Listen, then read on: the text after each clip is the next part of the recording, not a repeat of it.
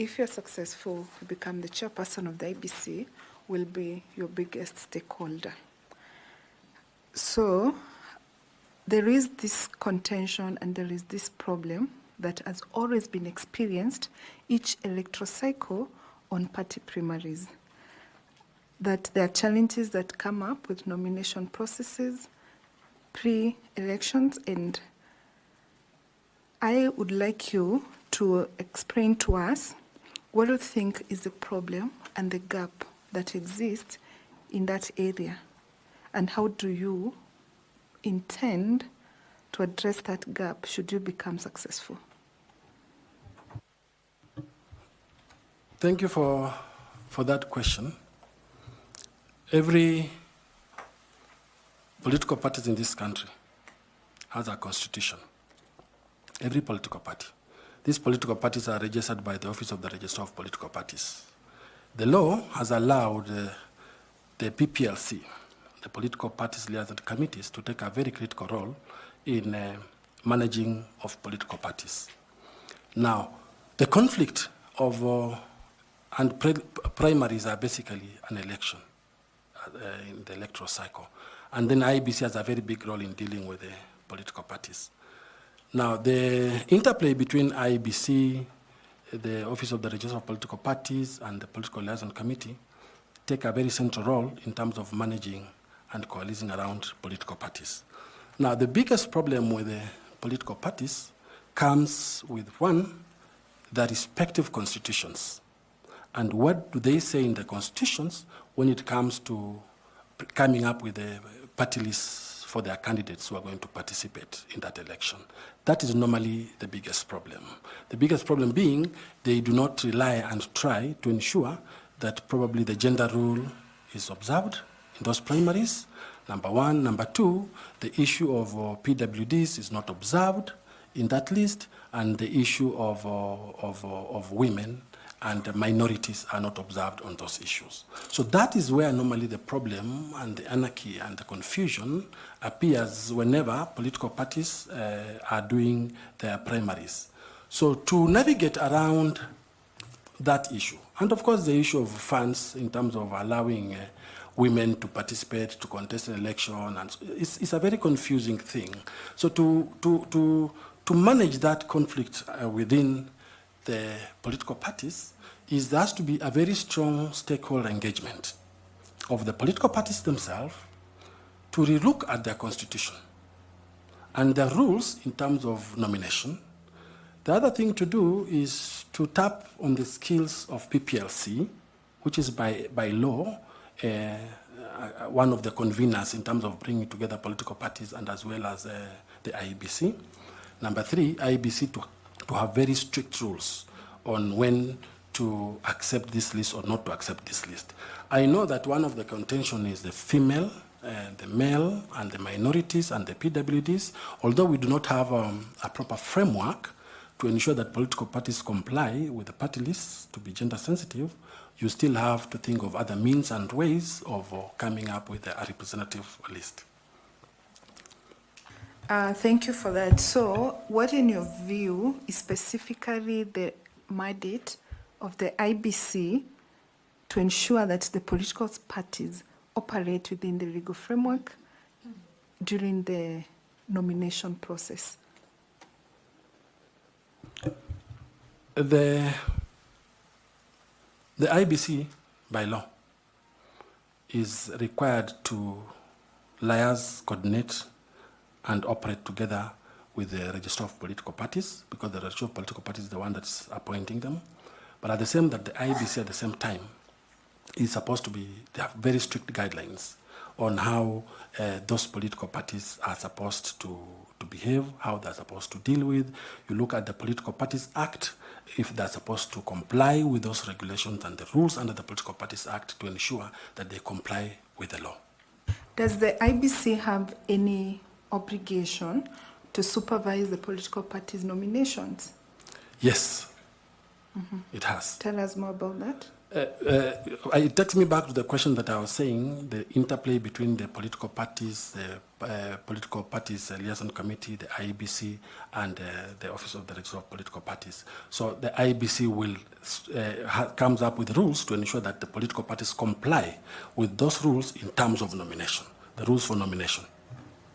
And if you fail to comply with those rules of nomination, then there are consequences to that. Okay, so again, another area related to that is on the campaigning financing. There is no law currently in Kenya that guides the financing of campaigns. So what would you propose to be measures that can be undertaken by IEBC to regulate that area? Thank you for that question. The campaigns finance, there's a campaigns finance law. It's called the Campaign Finance Act of 2013. What happened is that when that act came in place, the law was silent. Who comes up with what we call regulations? So we have the act in place and a detailed law, but we do not have regulations that support that act. This matter has been litigated, for your information, and there are several courts that have opined on this issue. And the courts have said that you do not need Parliament to enact regulations. So the solution, and it will always be a problem in Kenya, we are going into election in the next 2 years, it will be a problem. The solution to this, if you remember what I said, simplicity, is to allow IEBC to do its work, and IEBC to come up with regulations on finance campaign, which will supplement the Finance Campaign Act of 2013. Who should allow? Is to allow. The law. Who should allow?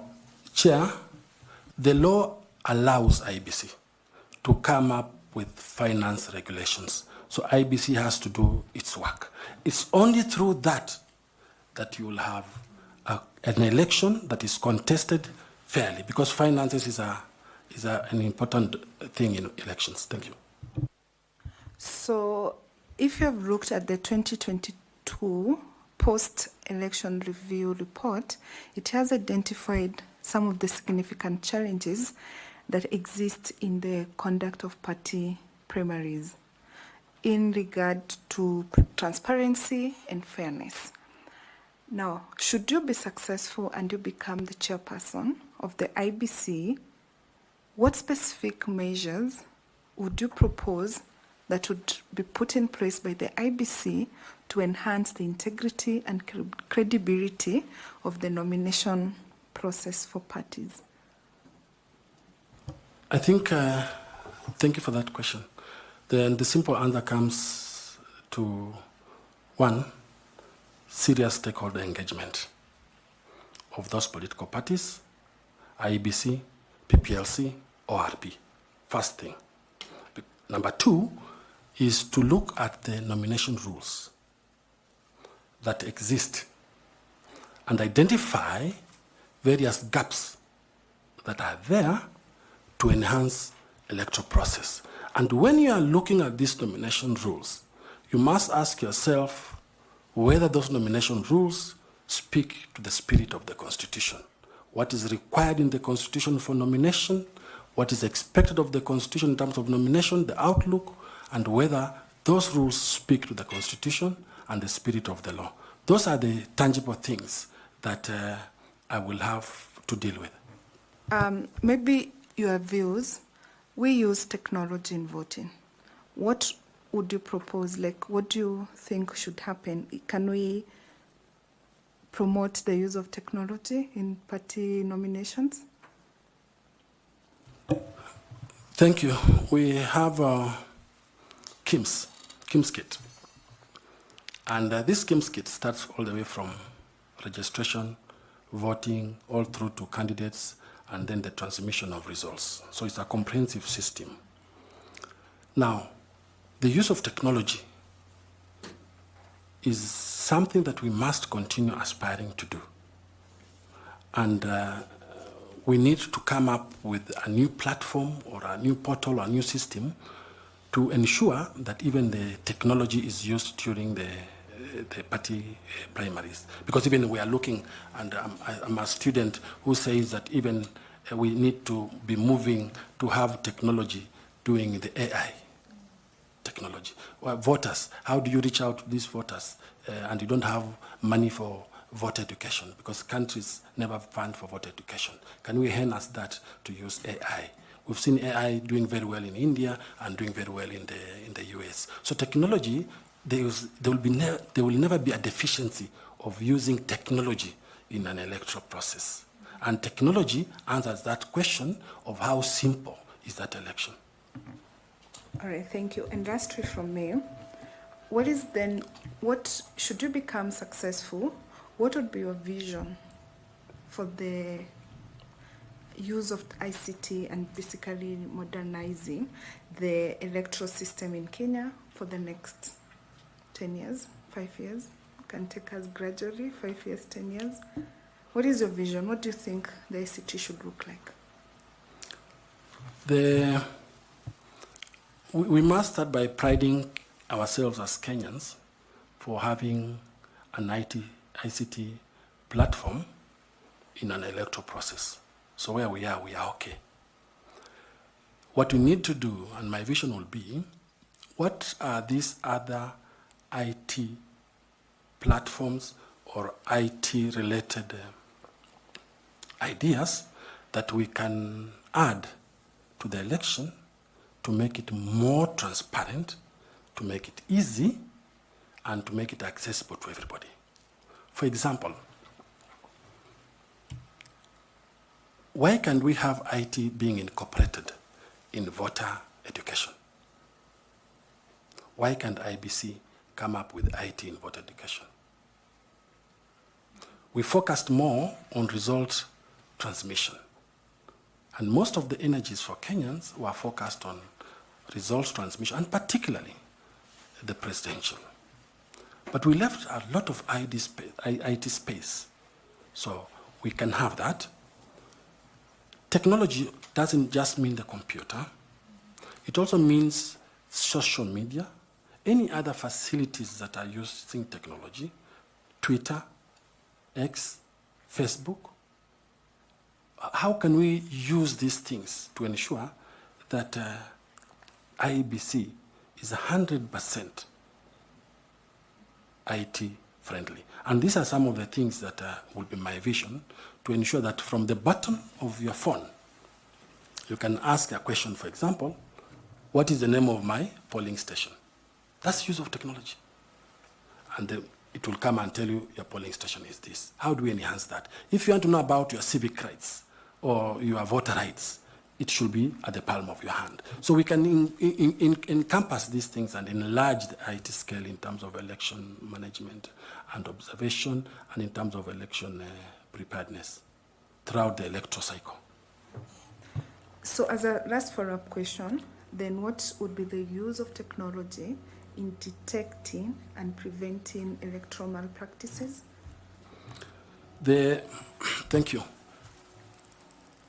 The electoral malpractices are many, and the law establishes them.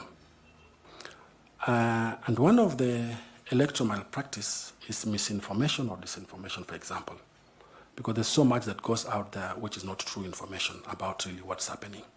So depending on the IT expertise that will be there, and depending on the program itself, then it should be able to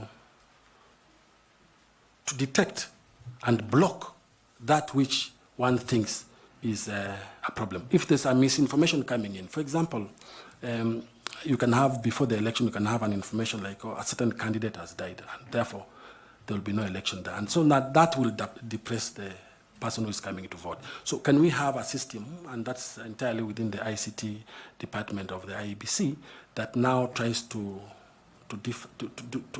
sieve and say this is not true, and the only true information reaches out to the voter. So IT is something that is expensive, though, to have IT systems in place, but I think it's a worthwhile cost.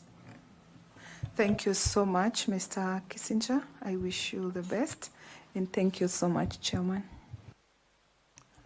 Thank you. Allow me to ask Dr. Koki Muli to also engage you with some questions.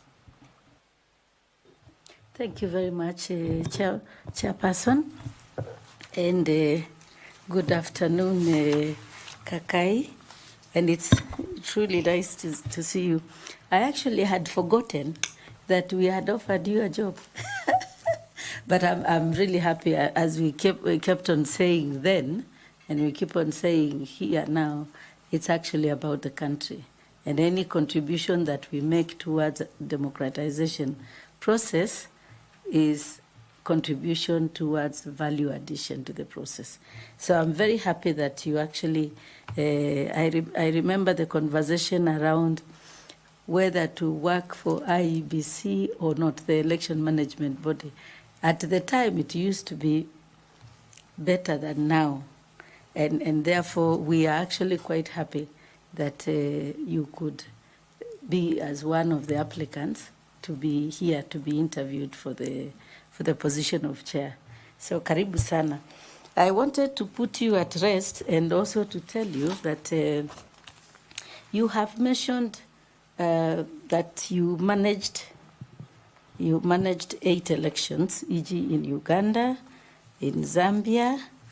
I wanted to know exactly what you did with the EMBs to manage the processes, and also for how long was this assignment?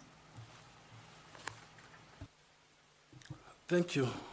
Thank you, Dr. Koki, for that question. One of the main responsibility of a coordinator of elections, whether you are hired by the African Union, by the East African Community, or the Carter Center, or any other observer group missions, your work is to pitch camp at the EMB. Your work is to carry the electoral cycle with you and tell that EMB, this is the electoral cycle that you are supposed to respect, that you are supposed to adhere to, with the view of having a credible election. You camp there. You then start evaluating as a role each step of that electoral cycle. Did that EMB, election management body, miss anything on voter registration?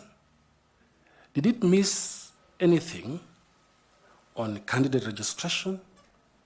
Did it miss anything on campaign finance and campaign issues? Did it miss anything on voter education? If it did, you then identify those issues that were missed, and those issues form your recommendation. As I said, my responsibility was to come up with a mission report, and therefore it forms your recommendation to help that EMB manage future elections in a better and transparent manner. You also, as a responsibility, give them guidance, advice of where you think they ought to improve. You check them. We call it checkmate. You check them. You also warn them that don't go that direction, go this direction, because the law allows you to do that. Finally, it was my responsibility to read the entire constitution of each of those countries you are in at a given time, and to read the entire legal framework in those countries, and then advise them based on the legal framework. So that was basically the responsibility. Thank you very much, Kakai. You are also, you mentioned to us that you are also bringing in some skills in reforms. We are very concerned, of course, about the perennial problems we have, the challenges we experience every election year.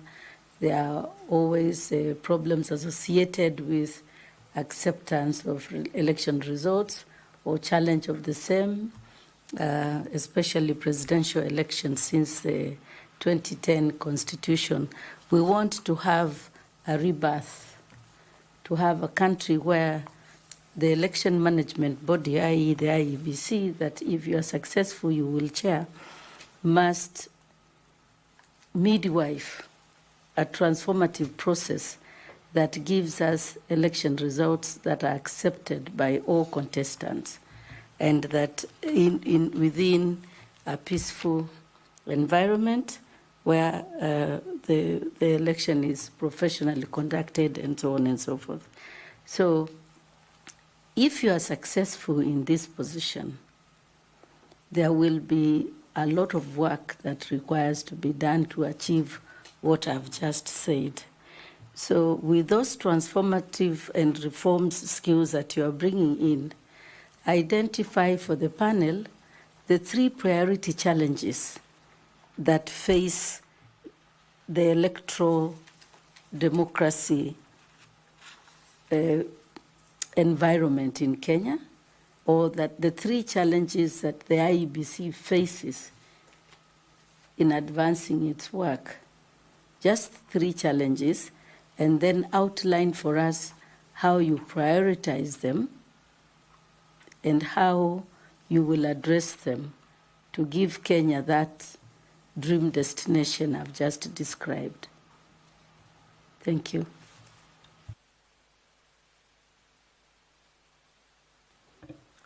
Thank you, Dr. Koki.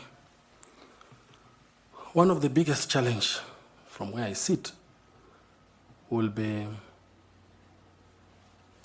you have so many gaps in the law. And those gaps have been taken care of by judicial decisions, but those gaps have not found themselves in legislation. That's a very big challenge for the IEBC in terms of reforms. How do we deal with these gaps? Are they doable within the shortest period of time? Is it something that will go into the next election with these legal gaps? I'll give an example on the greatest reform challenges we have. We are lucky that we have the Elections Act, which is, I think, over-legislated. But we have a constitutional challenge that we'll have to deal with as we go toward the next election. How do we deal with the issue of boundary review and delimitation? We all know that the timelines has expired. That's a very hot potato in the room. How are we going to deal with this? The issues of protected constituencies. So that's one of the biggest things that we have to look into. As we deal with the reforms, we also have to ask ourselves, how are we dealing with the issue of credibility as a big challenge for IEBC? We year in, year out, we are told that the institution is not credible, for good or for bad. You are going into another election. You have 2 years to election. As chair, if I'm lucky, how will I enhance and ensure that that issue of credibility is dealt with? Because it all begins with the issue of credibility. What advantages do I do? What do I do to go about it? And how do I bring stakeholders in place to deal with it? Finally, the other challenge I foresee in terms of this is the lack of IEBC Act. The lack of IEBC Act Section 18 allows the formation of the IEBC Fund. We don't have it, and the IEBC Fund will have been good to ensure that those monies that are not coming from the exchequer are acquired from other development partners to enhance the electoral process. So those are some of the issues that I can touch on, and I've tried to say how I can deal with them in terms of reform and in terms of lobbying and negotiating with relevant institutions to ensure that this proper legislation and things take place for the purpose of having a credible election. Thank you very much.